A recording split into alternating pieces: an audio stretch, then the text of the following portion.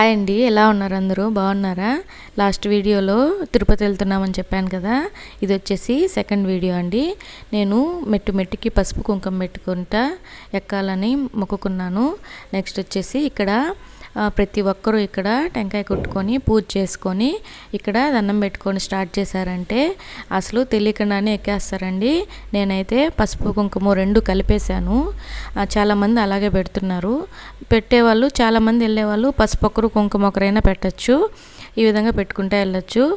మామూలుగా అయితే మెట్టుకి పసుపు కుంకుమ పెట్టుకుంటూ వెళ్ళడానికి 2 కేజీలు పసుపు 2 కేజీలు కుంకుమ పడుతుందండి. నేను 1/2 కేజీ తీసుకున్నాను, సరిపోద్దని. 1/2 కేజీ నాకు 1000 మెట్లకు వచ్చింది. మిగతాది ఆ దారిలో వెళ్ళేటప్పుడు షాప్స్ ఉంటాయి, అక్కడ తీసుకున్నాను.